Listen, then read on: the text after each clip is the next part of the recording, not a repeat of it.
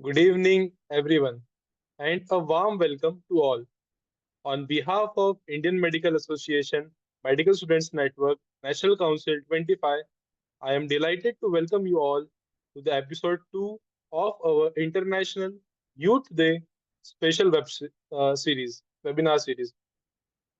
International Youth Day reminds us of the immense power, creativity, and responsibility that the young people hold in shaping the future. As medical students, we are not only the future doctors, but also future leaders and change makers.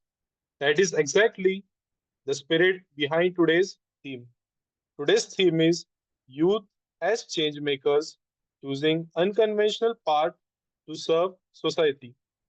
We are sincerely thankful to our organizers and coordinators, our National Council, Dr. Suryam Singh, National Convener of IMA MSN National Council, Dr. Oras Kadiyar, General Secretary, IMA MSN National Council, myself, Atash Raut, National Co-Convener of IMA MSN National Council, our Central Zone Coordinator, Dr. Aman Kumar Singh, our South Zone Coordinator, Dr. Jeevan Jacob. So let's start with introduction to our speaker. It is my privilege to introduce our distinguished guest for today's session, Dr. S. Prashanth sir. Prashanth sir is currently serving as Assistant Collector in Coimbatore. Dr. Prashanth sir is an Indian Administrative Service Officer of 2024 batch in Tamil Nadu, Kedar, having cleared the UPSC in his very first attempt. He holds a record with 38 gold medals in MBBS, including the 177-year-old Johnstone Medal. It was presented to him by the Honorable Chief Minister of Tamil Nadu. His excellence goes far beyond academics. He has been the winner of National Young Indian Challenge on United Nations Sustainable Development Goals. He is recipient of multiple prestigious scholarships like Nan Madhuvalam, NTSC, KVPY, and MedEngage, and has actively contributed to research with three international publications, a book chapter on family medicine. And he has received 63 awards in paper presentations, debates, and conferences. For his service and leadership, he has been honored as by the Indian Medical Association as Indian Medical Association National President's Doctor Award for the 3 consecutive years. He has also served as the National President of Indian Medical Association Medical Students National Network for the year 2021. Truly, Dr. Prashant sir represents what youth empowerment means. It is academic brilliance, leadership, and the courage to walk an unconventional path of service. We are deeply honored to have him here with us today. Let's welcome Dr. S. Prashant sir, IAS, to inspire us with his journey and message for the youth.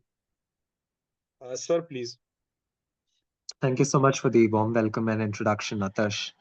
It feels great to be back on the MSN podium and especially delighted to address the fellow medical brethren as well. So, I understand that we have a lot of medical audience here, and having gotten into the field of governance, it's been some time since I've actually been in touch with medicine and medical students as well. But then, of course, it kind of kindles you a number of past memories as well. And having been on the other side of the podium to be the national convener of the IMA MSN as well, I kind of understand how it feels to compile and institute a program as well. And kudos to the team for bringing in this initiative of introducing a series, a web series, I would say. So that's really a good initiative, and I'm sure you guys will do wonders as well. So I think more than me making it a monologue where I think I go on with kind of explaining how I went through my MBBS and then probably got into the UPSC or the IAS, I think it should be more interactive and probably I think I'll take more questions from you and the answers to the questions will more or less kind of describe my journey as well. So over to you, Atash. Yes, sir. Sir, so we have two sessions. One was a keynote session by you. So some points I would like to ask you. So we could start with that. And then we have questions from nearly 150 students. So we have filtered those questions and we have prepared those for you. So it will be great if you could brief us about your MBBS journey. Why did you choose UPSC and preparation strategies, challenges, and lessons learned? Then we could move to moderated sessions of questions from the student. Okay, sure. So I'll keep it short so that you kind of have more questions to ask, and that makes it more interactive and interesting as well for our audience. So my journey started in 2016 when I'm basically from the MBBS batch of 2016 to 22 from Madras Medical College. So having gotten into medicine, my first to final year was more or less, I would say, it was enterprising because I think there was a lot to do in each year. And the first year is kind of when you kind of get to understand what the subjects are, and you get accustomed and acclimatized to the climate of medicine and the environment of a medical school. So my first year was no different, and it was kind of a year when I tried figuring out how the subjects are and about how it is to write a university exam. While the second year was more about getting into conferences, inter-college, be it in case presentations, research papers, medical debates. It could be even MUNs.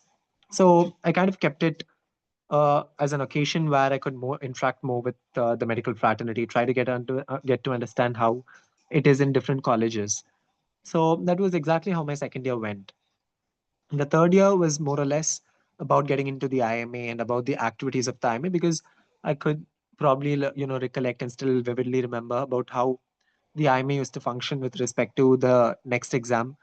That was the particular year when it was first introduced by the union government, and there was widespread opposition as well. So the third year was more into IMA and IMA related activities, while the final year was a COVID year. So naturally, the clinical learning was kind of stalled for a large part of the time, and more or less, it was about learning theory, especially in our final years, and quickly kind of grasping the clinical aspects in the latter half once COVID had subsided. So it was more or less, this is how my kind of MBBS went through. We did have quite a few gold medal exams, which are tests of proficiency in our college as well and at the university level. So I was fortunate enough to get through that and probably score 38 odd medals in MMC as well. So that was kind of a turning point for me as well because I think in whatever I've been trying to do, I think I try to establish kind of excellence. The strive for excellence is what drives you throughout your career. It could be in terms of medicine, it could be in terms of governance. So that fire in the belly is what ignites all this for you to do. You can choose to be, again, mediocre. You can choose to just put up with medicine, but then that's not what exactly we are meant for because there is a lot of hope and trust being placed not just by the general public as a whole but also about the society because they see doctors in high esteem. So likewise bureaucrats as well. So whatever be the opportunity that's given to you, I think to be the best in it is what I've kind of aimed for, and I wish all the brethren of the medical fraternity hearing this out also probably follow suit on the same. So in my internship year is when exactly I kind of decided that I should probably step into the governance because my tryst into administration with respect to the IMA or the SNO or other like-minded organizations has been really fruitful. So I've been able to also draft a number of bylaws for the IMA MSN, maybe revise it, and I've been into it for nearly 4.5 years before shifting into the JDN as well. So this rich exposure and the kind of camaraderie that it established amongst brethren across the country, I think there has been a motivating factor for me to getting into the administration. So it's been years prep beyond internship when I got into the UPSC cycle and the IAS as such, because the exam by itself takes a year. So I'm from the 2024 batch of the IAS, and it's been a year since I've been into the IAS now. So right now I've been posted as the Assistant Collector and Special Judicial Magistrate to Coimbatore, Tamil Nadu. So I belong to the Tamil Nadu cadre as well. And having dealt with different arenas of administration here, say revenue, it could be health, it could be about the legal fraternity or governance, urban administration, rural. So it's been a very rich and vast exposure that it's delved into, and you kind of understand the joining dots and the connect about how the factors of preventive healthcare actually work. So this has kind of been how my journey has been scripted over the past 5 years.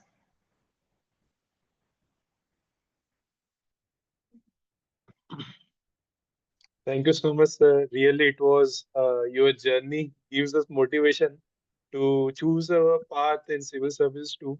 So I think we should directly start with the moderated question and answer sessions. We have received a good amount of questions, so we have filtered them. The first question, so we have created it segment wise. So the first segment is your MBBS journey and discipline, in which the first question is, how was your MBBS journey, which you have just now told us, and how did you achieve gold medals, manage failure rejections, and stay motivated in MBBS journey? So not everyone gets to actually be in the realm of success every single time. That's been the same way even with me. So there are ups and downs, but then I think it's about the kind of motivation that you espouse. It could be from your friends, it could be from your family, it could be from your medical college faculty. So it all totally depends on that. And for me, I think I've been really having a very good family and friend ecosystem, I would say. That's always been pushing me at the back, even at times when I've been probably slightly low or kind of put down. So it's about the choices that you make, the people that you choose, and the kind of decisions that you make as a result of these, because there are quite a lot of them who will kind of, maybe say that something is not possible or try to put you down. But then if you don't have that confidence, then who else will probably to ensure that you excel. So that was, I think, the rationale behind the motivation. And with respect to the gold medals, I think I've answered that part before, because we have gold medal exams and some from the university exams. So it's just a mix of excellence that you kind of show in those exams that translates to those medals. Thank you, sir. So the next question was, what study methods or strategies did you follow in MBBS? So in MBBS, I think, or rather for the UPSC prep as well, I think the kind of methodology is one and the same. You need to know what the demand of the question is with respect to whatever is being asked, and answering it to the dot obviously gets you really good scores. It needs to be presentable as well. So if you have really good content, then it has to translate to a presentable point wise and maybe diagrammatic representation or flowchart based, something of that sort. So any creative representation, I think, indeed fetches you scores. So also giving novel information, I think, helps, because if you're able to give, say, recent drugs approved by the FDA as part of your answer, or probably some new management technique, a creative piece of information, basically, I think that also definitely does give added scores. So this is how I would probably read up content on the lines of what exactly the demand is. And with respect to remembering stuff, I think it's about active and passive recall. So it's just not enough if you keep reading alone, but then I think recalling it in different intervals of time, depending on your kind of memory, I think, is also equally important. So this is how I think I used to do with respect to reading MBBS or UPSC content for that manner.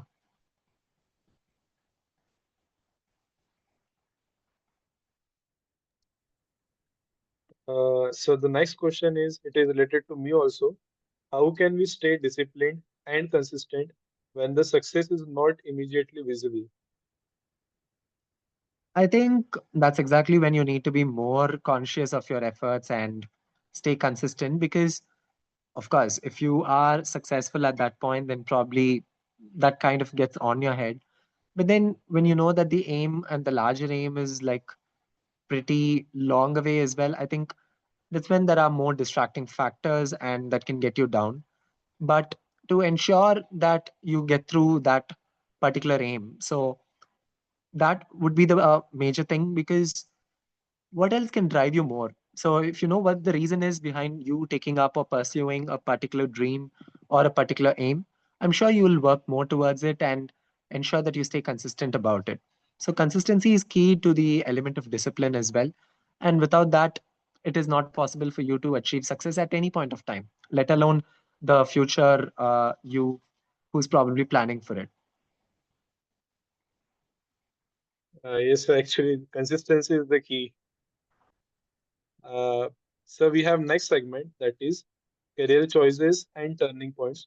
The first question of it is, why did you not go for clinical practice after MBBS? This is quite an oft asked question, especially right from my UPSC interview times, because many of you kind of say that probably it could be a waste of a MBBS seat as well. Probably that I should have taken PG, especially after getting into all those medals and other pursuits of excellence. So that's a common perception, and I don't really find much fault with it either. But it's about the kind of understanding that they need to espouse on governance, especially with medical field as well, involving medical field as well.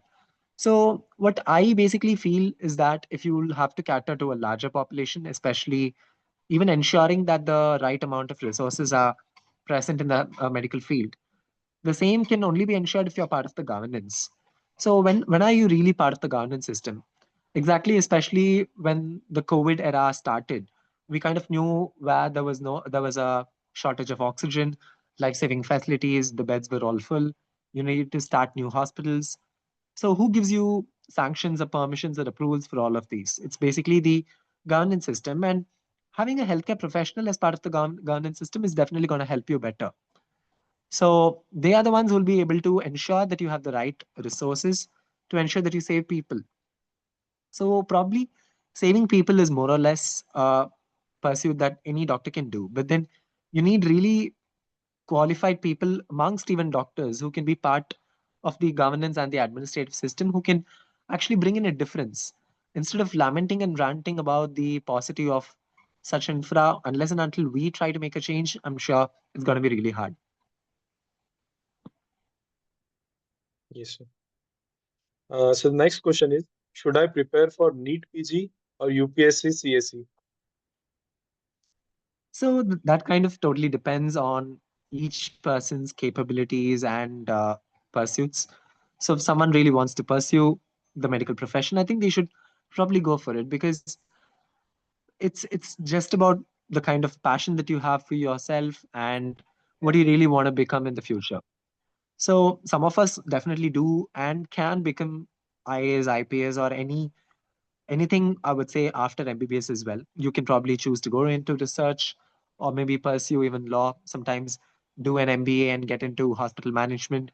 So there are quite a few avenues post MBBS, and not pursuing PG is not really gonna be a harmful thing in the longer run, because we also see that the medical field is getting saturated as time passes by, and the kind of PG seats and the UG ratio that we see, it's pretty skewed. So you have more UG seats and the number of PG seats are definitely less. So at some point, there's going to be stagnation. Hence, I don't really find this thing of pursuing a different platform a really bad idea. In fact, if you're interested about it, giving it a shot, I think is a good venture, especially for the first 1 or 2 years.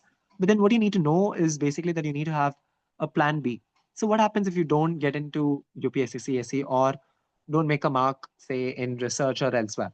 So you'll have to have the plan B to probably start practice, maybe establish a clinic, and so on and so forth. So that's exactly what you need to think about and have a really good plan for the future. So what was your plan B? It was clinical side only. It would have obviously been clinical side and probably to pursue a PG in medicine.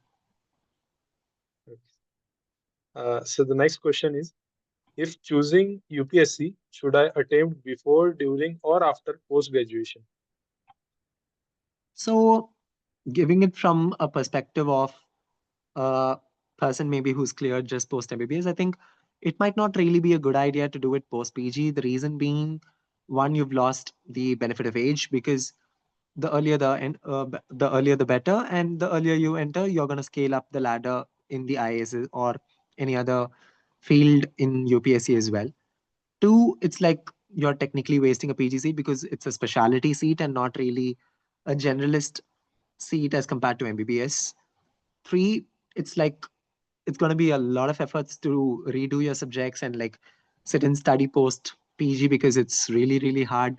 And I kind of understand how it is to read geography, history, economics, and so on post PG because the gap is going to be larger as compared to what you had just post a graduation. So I think for these reasons, it might not really be a good idea. But then if you are still passionate about and then you want a secure future and maybe a good financial strength as well, then I think doing it after PG also is kind of okay. So the next question is, how do you manage your work-life balance, especially when you were preparing for UPSC and you were managing the things of IMA also during that time? So you will have to do multitasking, be it in terms of governance or being an intern as well. And that's not something that we are not accustomed or acclimatized to. So I'm sure all of us have the capacity and the ability to do that. But it's just about the kind of will that it takes because all of us kind of, work like a slog, and then getting back to studying just after work is the hardest part. For me, like in my internship here during COVID, it was really hard for me to prep for UPSC. And what I could do was just post internship.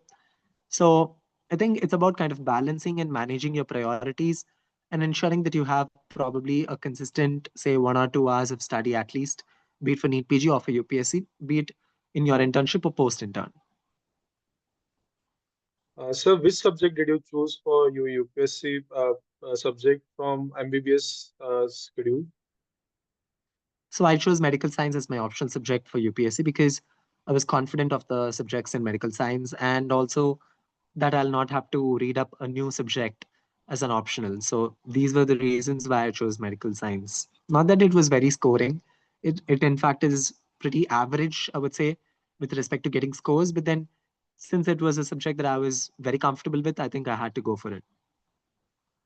Yes, sir. And so is it possible if you are a brilliant guy, so is it possible for a normal person to prepare for UPSC in just 8.5 months? See, I think it's not really about being brilliant or so, but because 8.5 months or otherwise, I think it's about the kind of efforts you can put, maybe smarter efforts as well. And you need to know really about what you'll have to read and what you don't have to. So most of us spend time in trying to understand that and maybe do a lot of resources. So my key was to do short number of resources, but do it multiple times so that I have a good grasp of the subject and kind of understand the nuances of it. So I went for the least of the resources and shorter resources, but I could do it to the maximum possible. And I think if someone chooses to follow suit, I'm sure they'll be able to gain success. Yes, sir. So for further segments, I would like to call Dr. Aman Kumar Singh. Aman, Dr. Aman, yeah, Yeah. please. Hello, am I audible? Yes, yes, you are audible. Yes, Dr. Aman. Hello. Good evening, sir. Good evening, everyone. With your due permission, should I continue the next section? Yes, please. Good evening. Okay. So the question is, how did you prepare for UPSC? What was your study plan, your resources, and timeline? Can you please explain this? Okay, so for me, my UPSC prep was more about going through the shortest resources as I just mentioned. So for the subjects of polity, it was Lakshmikant. For history, it was NCRTs along with modern India. For geography, it was NCRTs with PMF IAS. And for economics, it was Ramesh Singh along with Sriram IAS material. So these were the resources with respect to the major subjects. And for all the short subjects, I chose to go for Mains 365, which is add-on material from Vision IAS. And with respect to current affairs, I went through the PT 365 material, and I think that's equally good because any institute compilation is going to help you better than what you'll have to do it all alone. So doing these resources multiple times and giving a number of test series, I think, was my key, and ensuring that I kind of also do passive recall because you kind of try to forget things and then it's all pretty volatile. So unless and until you do it a number of times, I'm sure you're not going to remember. So these were the major things that I kind of chose to do. And for medical science, it was all about skimming through all the 19 subjects with the previous year question papers.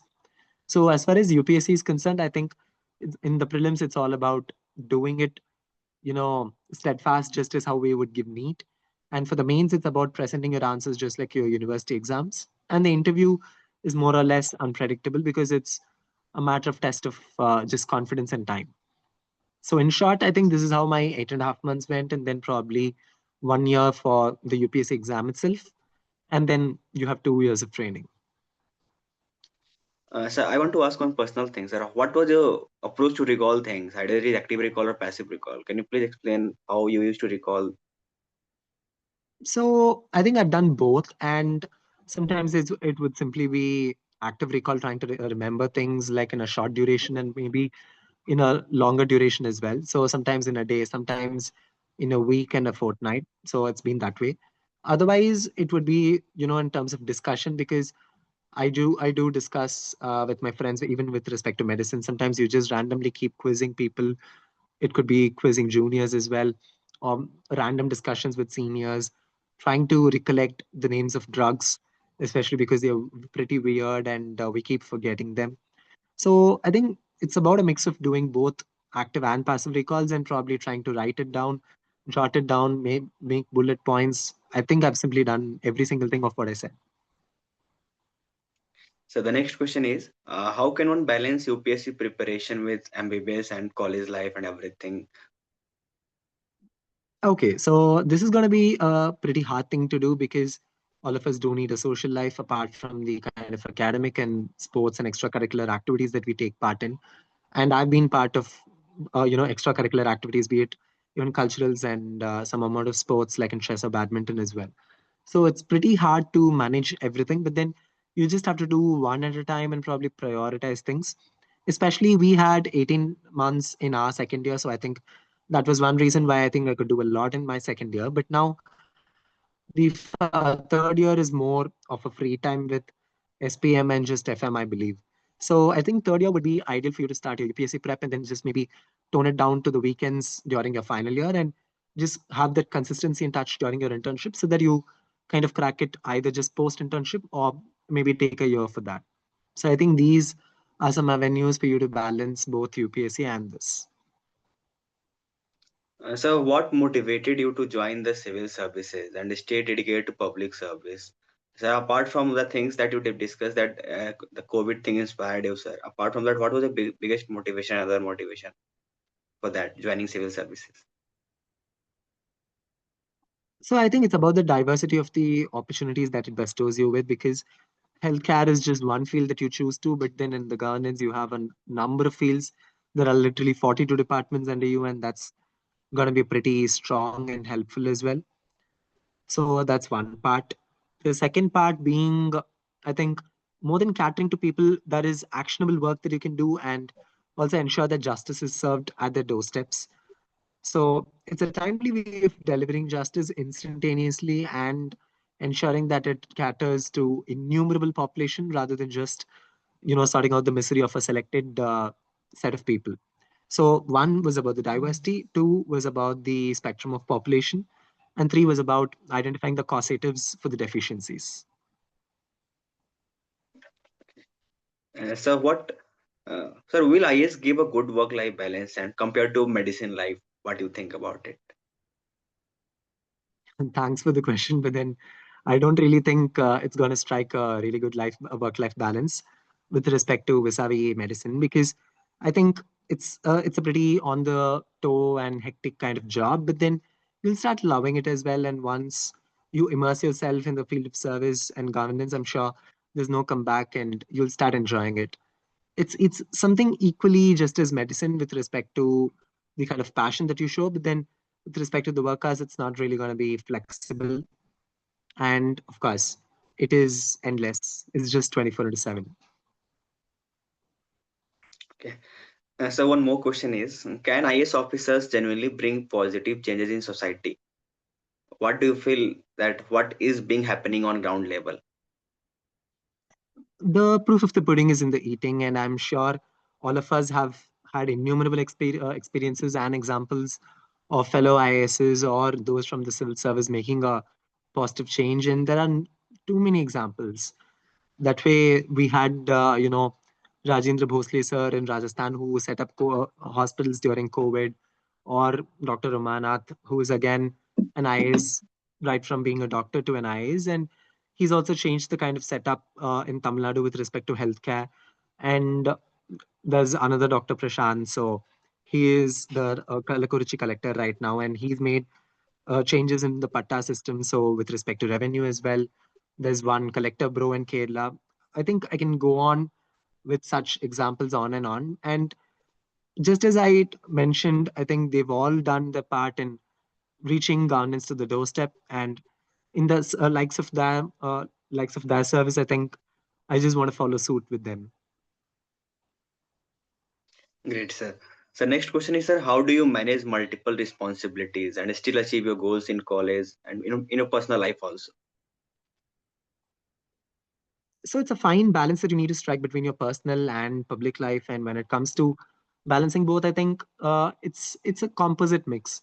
So I just need to prioritize myself and see if there are works that I can delegate or maybe depute to others, because at the level of managerial cadres, you have to ensure that the decisions that you make also reach the grassroots and are also implemented at the right manner.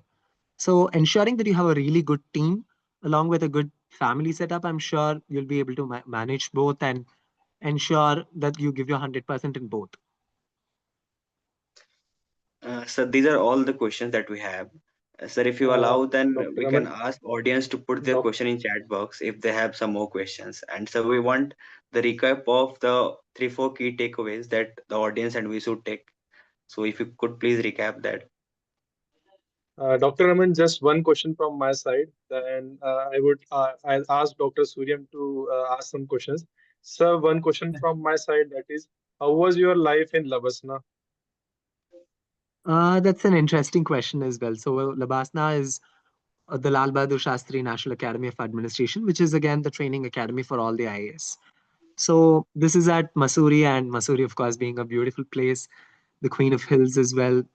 I mean, it's given a enthralling experience for a lifetime, because we've done every single thing at right from 5:30 a.m. in the morning to, I would say, 10 or 11 in the night. And the schedules range from horse riding, wall climbing, scaling the Himalayas, going to field visits, Bharat Darshan, where you roam around the entire country and trying to understand the setup at different places, right from Andaman, Lakshadweep to the Northeast. So it's been a experience of a lifetime, along with different groups of faculties and friends. And I'm sure these are the kind of memories that you wish to cherish for the next probably 35 odd years. So that was majorly the experience at Labasna. Yes. Sir, one question I have received, that how to present answers in the how to present an answer paper for MBBS exams. Okay, so this kind of depends on understanding the demand, as I mentioned. And the second thing is about giving it in pointers and not in paragraphs. Give suitable captions to it. Ensure that you have more diagrams. You label the diagrams. You make it neat. It needs to be presentable. It needs to be legible enough for someone to read. I don't believe in mixing different colors of ink. Just blue, black would do. And also ensuring that you have some novel points. So creativity is always rewarded, and I think that's exactly what's needed for you to present your answers as well. Yes, sir. So one more question I have received, that optional subject should be scoring or subject like sociology or medical subject in UPSC exams. So definitely your optional needs to be scoring, but then you'll have to also ensure that there are, avenues for you to read and, produce reproduce it as well. So with respect to sociology, you'll have to invest another 3 or 4 months at least reading it. But with respect to medical science, maybe a month odd should do, because you would have already been kind of well versed and maybe having a gross idea on the subject. So what I would suggest is your kind of interest about how scoring it is and the PYQs before you decide on an optional. Thank you, sir. Sir, we have with us Dr. Suryam Singh. He is national convener of IMA MSN. He's from GMC Goa. Dr. Suryam, sir, over to you. Yeah, thank you so much. Thank you so much, Aitash. Hello, sir. Good evening. So, first of all, I would like to thank you for taking the time out and coming in, gracing us with your presence, and for this webinar on a very special day of International Youth Day. Sir, I have a couple of questions from our side, my side. So, first is that, so how did IMA, MSN, and IMA contribute to shaping your leadership journey during your MBBS? Thanks for the question, Surim. So I've Yes. been, I think, in different positions within the IMA, and right from the college level to being the national joint secretary to the national drafting chair and then the national convener as well. I think it's about the versatility of opportunities that it has rendered for me. One is about public oration, and two about designing and drafting things. So it kind of has given me a prelude, I would say, to being in the IAS as well. Three, it also kind of gives you an exposure to different people across different zones and states, and also the national leadership, which is pretty senior. So it also tells you about how you should handle things right from the grassroots level to managing, senior people and ensuring that there is a smooth flow of events. So I think in different avenues, the kind of exposure that it has driven me into across 4.5 years, I think I'm quite thankful for that. Thank you, sir. So one more question, sir, is that so what is that one takeaway moment from your MSN that you remember? That one thing that you still recall right now that helps you today in your role, and that thing that you recollect a lot.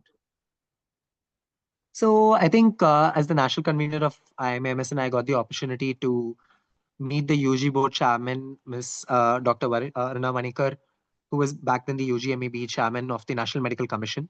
So we had a set of I would say, demands, requests that we kind of put forth to her. And Madam also roped me in into one of the committee reports, which was drafted to ensure that interns and postgraduates of different medical colleges and private setups do or get their rightful stipend as well.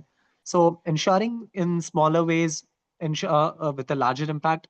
I think I've also been part of such committees and helped ensure that these rightful demands get through the legitimate way. So I think these kind of experiences are quite memorable even up till date, and IMA MSN has been a stepping stone for this platform. Thank you, thank you so much, sir. Sir, from my side, I would like to, and from the entire National Council side, sir, I would like to thank you for your time, and I would like to wish you all the best, sir, for your future. Like to take Aetish to take over the meeting, please. Thank you so much, Suryam. Thank you, sir. Sir, one a very good question I have received, that if someone write very good answers, still they get average mark in medical science optional. Please explain, sir, about marking in medical science optional and sir your scores in medical science since you are having multiple gold medals. So the problem with medical science is that the scoring in medical science is average as compared to other higher scoring optionals.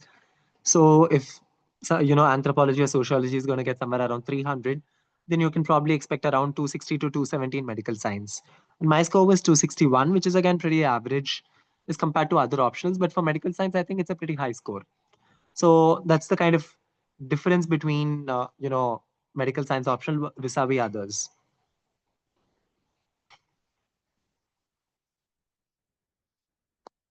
Yes, sir. Sir, for closing remarks, I would like to call Dr. Aman Kumar Singh. Aman, Dr. Aman. Yes, sir. Before closing, sir, we have some questions from the audience in the chat box. So one question is, sir, how has it been being an IS officer for you until now? So I think for me, field visits and inspections are more important, and I've ensured that I reach to almost every single village in my particular district. So having been into a vast district like Coimbatore, I think I've been part of different camps, be it in healthcare or otherwise, ensuring that I sit for the grievance day meetings. It's all been a very different experience, as compared to about how we are during our internships. So, ensuring that governance reaches the doorsteps is all that I've been into, and principles of national justice are served. So there is one more question from the audience in the chat box. Sir has been away from being an integral part of hospital system since internship posted as a detriment in understanding real healthcare problems and thus coming up with the practical solution. So what could be a practical solution for this? The practical solution is basically to sit down and kind of analyze the flaws in the respective systems and to actually see who is right and wrong on this, because there are different perceptions, and perceptions is what drives us. That being the case, I think we need more healthcare people in the administration so that they understand the concerns better and ensure that the issues plaguing the system are rectified at the earliest. Okay, so there is one last question from the audience that if someone is getting more marks in optional as compared to medical science, so if I'm a medico, so I should continue with that optional subject or I should take that medical science subject for getting more marks. Naturally, it's about getting the maximum marks possible, and if you can fetch it through a different optional, I think nothing better than that. Otherwise, you'll have to ensure that you increase your GS scores, which is exactly what I did. Okay, so thank you so much, sir. This was all the questions that we have. Sir, one last question we have got Yeah. in the chat box.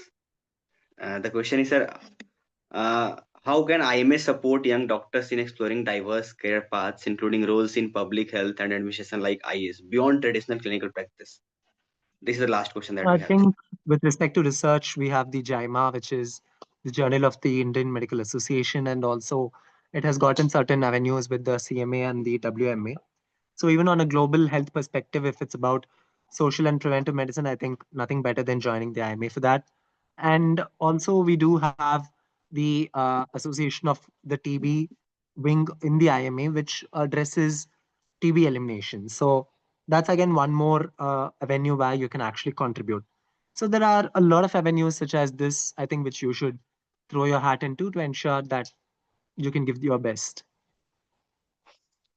So thank you so much, sir. Now the questions are over. So the thing is, now we want the recap of all the things that you want to give us. So my 2 cents for this meeting would probably be to say that the fire in your belly should ignite you to stay consistent, focused about your aims, be it small or large, and ensure that you're successful in the future as well. And the second thing is about prioritizing your stuff, because in in in our kind of life, I think there's a lot of multitasking that's involved, and unless and until you prioritize, you'll not be able to give your fullest. The third thing is about striving for excellence, because nothing better than that. And the fourth, ensure that you have a really good supportive ecosystem. Okay. So thank you so much, sir. So with your due permission, I want to conclude this session. Yes, please. Okay. So before we conclude today's session, I would like to extend my heartfelt gratitude. First and foremost, our sincere thanks to Dr. Prashanth sir. He is IAS and Assistant Director Coimbatore and alumnus of IMA MSN. He is former convener of IMA MSN National Council 21. Sir graciously giving us his valuable time and insight in this session. We are deeply grateful to our respected patrons, Dr. Dilip Bhanusali sir, National President IMA Headquarters, Dr. R.V. Asokan sir, immediate past National President IMA Headquarters, Dr. Anil Kumar J. Nayak sir, National President Elect IMA Headquarters, Dr. Sarbari Datta ma'am, Honorary Secretary General IMA Headquarters, Dr. Piyush Jain sir, Honorary Finance Secretary IMA Headquarters. I would also like to thank our IMA MSN Standing Committee, Dr. Shiv Kumar Utre sir, Chairman, Dr. Salav Gupta sir, immediate past Chairman, Dr. Ramnath Prasad sir, Vice Chairman, Dr. Lalit Sundaram sir, Vice Chairman, Dr. Mitesh Shah sir, National Secretary, Dr. Ajit Bansal sir, Convener, Dr. Akshay Yadav sir, Co-Convener, and Dr. Minhaj Jafar Nasir Badi sir, Co-Convener. Special thanks to our IMA MSN National Council, Dr. Suryam Singh sir, National Convener, Dr. R.S. Kartia sir, National Secretary, Atash Raut, Co-Convener, and myself, Dr. Aman Kumar Singh, Central Zone Coordinator, and Jeevan Jacob, who is South Zone Coordinator. I truly appreciate the collective efforts of each one of you in making this event possible. And of course, a big thank you to our wonderful audience. Your presence, engagement, and support gave true meaning of these sessions. Our next event will be the National Youth Leadership Summit in Goa. It will be a flagship event of IMA MSN National Council, and it will be hosted by IMA MSN Goa on 20th and 21st of September. I truly hope to meet many of you there. With that, I would like to conclude today's webinar. Thank you so much for your valuable time and wishing you all the very best until we meet again. Thank you so much, Thank sir, for your wonderful time and session. Thank you so much, sir. Just before Thank you so concluding, much, team, for if organizing this. thank you, sir. If the participants could turn on their videos so that we could have a very short uh, screenshot of the this webinar as a memory.